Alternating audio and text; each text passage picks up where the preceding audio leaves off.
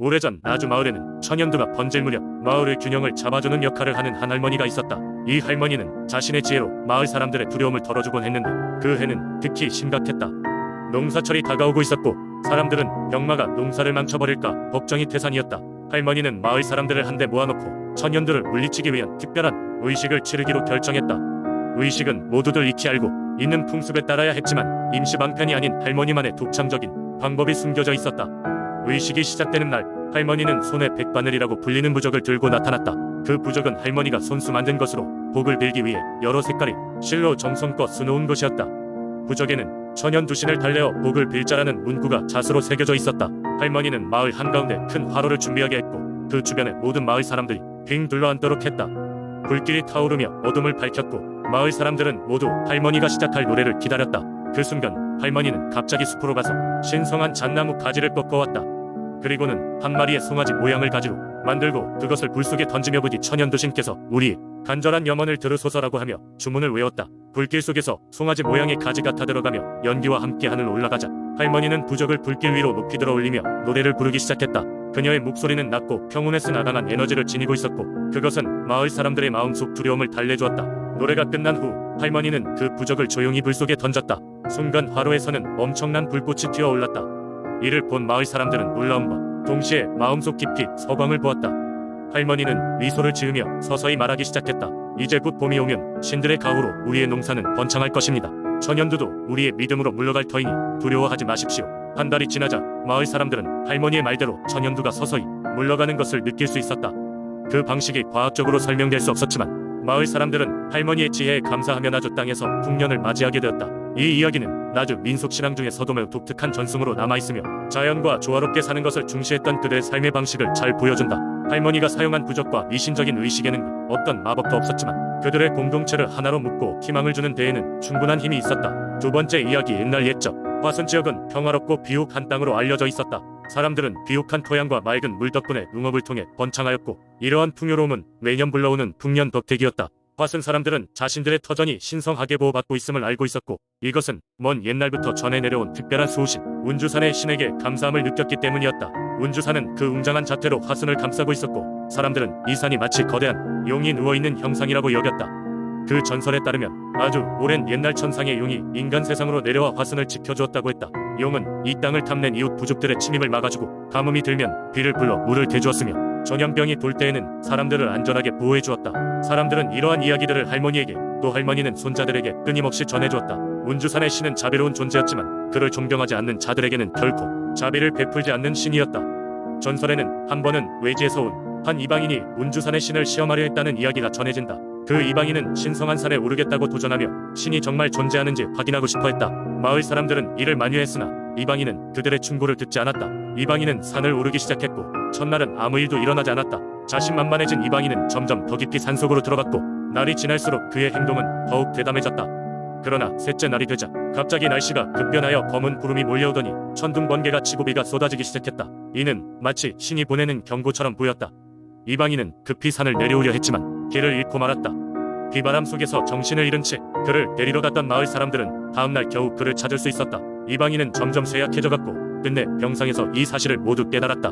그는 자신의 오만함을 뉘우쳤고 신에게 용서를 빌며 다행히도 목숨을 구할 수 있었다. 그 후로 마을 사람들과 외부인들은 운주산이 신성함을 다시 한번 기억하게 되었고 이방인은 오히려 화순의 수호신을 찬탄하며 존경하게 되었다. 세월이 흐르고 이 이야기는 사람들 입에서 입으로 전해져 내려오며 화순의 민속신앙의 핵심이 되었다. 운주산은 여전히 그 거대한 모습으로 오늘날까지도 화순 사람들이 평화를 지켜주고 있으며 사람들은 매년 산신제를 지내며 감사의 마음을 전하고 있다. 이런 전설들을 통해 화순의 신앙과 전통은 오늘날까지도 이어지고 있는 것이다. 세 번째 이야기. 옛날 아주 먼 옛날 강원도 정선의 깊은 산골짜기에는 작은 마을이 하나 있었습니다. 이곳은 하늘 끝자락에 구름과 맞닿은 곳으로 마치 그 자체로 고유한 시간이 흐르는 듯한 평온한 마을이었습니다. 그러나 이 마을에는 오랜 세월 동안 전해 내려오는 특별한 민속신앙이 있었으니 그것은 바로 청정 산신령을 모시는 것이었습니다. 이 산신령은 마을 사람들에게 있어 가장 중요한 존재였습니다. 전설에 의하면 청정 산신령은 하늘로부터 내려온 산의 수호신으로 그 순수하고 맑은 기운으로 마을을 지켜준다고 알려져 있었습니다. 그는 사람들이 산을 함부로 훼손하거나 자연을 거스르지 않도록 엄격하게 감시하는 동시에 자연의 섭리를 벗어나지 않으려 하는 사람들에게는 풍요와 안정을 가져다 주곤 했습니다. 이 신비로운 이야기는 대대손손 구전되어 내려왔고 마을의 중심에는 언제나 청정 산신령을 위한 제단이 마련되어 있었습니다. 제단은 사시사철 신선한 꽃으로 장식되어 깊은 존경과 신뢰의 상징이 되었습니다. 매해 봄이 되면 마을 사람들은 산신제라 불리는 축제를 성대하게 열었는데 이 축제는 마을 전체의 큰 잔치이기도 했습니다. 사람들은 산의 기운을 받고 산에서 나는 재료로 음식을 준비하며 하루 동안 소중한 자연과의 공생에 대해 감사의 마음을 표했습니다. 특히 이 마을의 어린아이들은 산신 제이날을 손꼽아 기다렸습니다.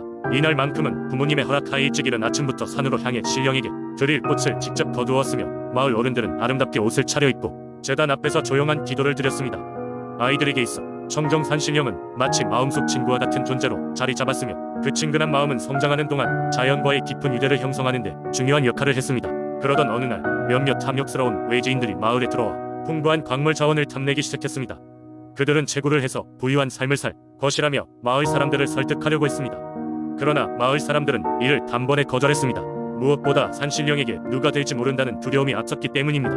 마음이 맞지 않는 외지인들은 결국 계획을 강행했지만 그들이 산을 파헤친 바로 그날 밤 끔찍한 폭풍우가 몰아치기 시작했습니다. 엄청난 비바람 속에서 마을 사람들은 침착하게 차분히 산신령의 보호를 받으며 기도했고 외지인들은 결국 채굴을 포기하고 떠나야 했습니다.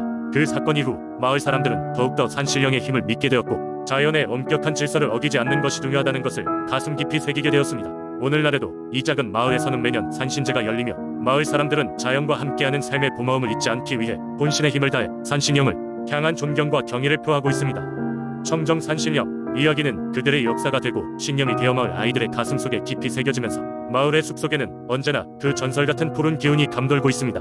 네 번째 이야기 옛날 옛적 오늘날 우리가 여수라 부르는 그 해안가 마을에는 바다를 주관하는 용신이 살고 있었다. 이 용신은 그 어떤 신보다도 자유롭고 인자한 성품으로 인해 마을 사람들에게 깊은 존경을 받았다. 이 바다 용신이 특별히 사랑했다 것은 마을을 둘러싼 청정한 해안과 그 속에 사는 온갖 물고기들이었다. 용신은 바다를 잔잔하게 유지하고 때로는 풍요로운 물고기를 마을 어부들에게 선사했기에 사람들은 언제나 풍족한 삶을 누릴 수 있었다. 그리하여 마을 사람들은 매년 가을이면 바닷가에 모여 용신을 위한 큰 제사를 열었고 그 해의 첫 수확을 바치는 것이 전통이었다. 이 마을에 한 젊은 어부가 있었는데 그의 이름은 철수였다. 그는 누구보다도 용감하고 성실한 사람이었지만 언제나 큰 물고기를 놓쳐 아버지로부터 잔소리를 듣곤 했다. 어느 날 철수는 평소와 달리 파도가 매우 거세게 치던 날에 낚시에 나서야만 했다. 그날따라 가족들에게 필요한 식량을 마련하지 않으면 안 되었기 때문이다. 철수는 작은 낚싯배에 올랐고 파도를 뚫고 멀리 나갔다. 그러나 너무 멀리 나간 다 대물살은 더욱 더 거세졌고 언제든지 배가 전복될 수도 있는 위험한 상황이었다. 바로 그때였다. 철수의 눈앞에 거대한 물고기가 나타났고 그는 온 힘을 다해 그 물고기를 잡으려 했다. 하지만 물고기의 힘은 그의 상상을 초월했으며 순간 지옥에서 온 듯한 물살에 휘말려 배가 뒤집히고 말았다. 철수는 깊은 바다 속으로 가라앉으며 다급히 숨을 내쉬었다. 그리고 모든 것이 끝났다고 생각하던 찰나 자신이 전혀 다른 장소에 있다는 것을 깨달았다. 사방이 푸른 빛으로 가득 찬 곳 그곳에는 거대한 용신이 자리하고 있었다. 철수야. 용신이 나지막하지만 우렁찬 소리로 말했다. 너의 성실함과 용기가 마음에 드는구나. 나는 너를 돕고 싶다. 용신의 말씀에 철수는 감격했고 그의 후위에 감사하며 마을로 돌아갈 수 있도록 도와달라고 부탁했다. 용신은 철수에게 작은 소라를 건네며 그것을 바다로 던지면 언제든지 자신의 도움이 필요할 때 나타날 것이라 말했다. 그리고 다시금 눈을 떴을 때 철수는 마을의 따뜻한 해변에 누워 있었다.